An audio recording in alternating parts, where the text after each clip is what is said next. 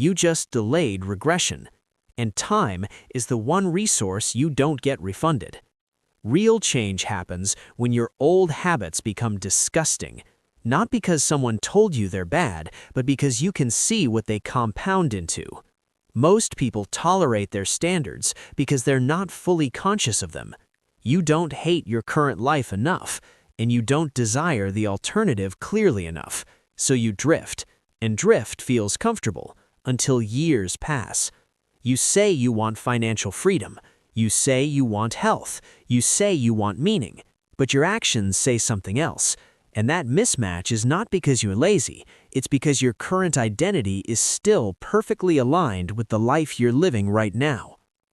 You aren't where you want to be because you don't actually want to be there. There's a quote from Alfred Adler that cuts through the noise. Trust only movement. Life happens at the level of events, not words. If you want to understand yourself, ignore what you say, watch what you do. Because all behavior is goal-directed.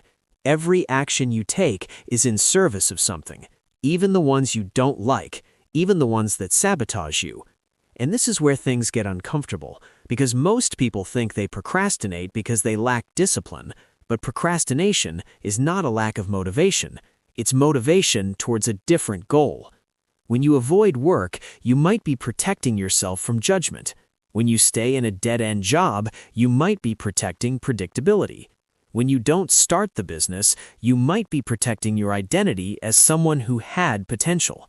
Failure hurts, but exposure hurts more. So the mind does what it always does. It chooses safety. And then it rationalizes the choice in a way that preserves self-respect. I'm just not a risk taker. It's not the right time. I need to learn more first. Those aren't explanations, they're camouflage. Real change requires changing your goals, not surface-level goals like be more productive or work harder, but unconscious goals that are currently running your life. A goal isn't just something you want, a goal is a lens. It determines what you notice, what you ignore, what feels relevant, what feels threatening. If your unconscious goal is safety, you will interpret opportunity as danger. If your unconscious goal is approval, you will avoid paths that risk rejection. Until you bring those goals into awareness, your conscious intentions don't stand a chance.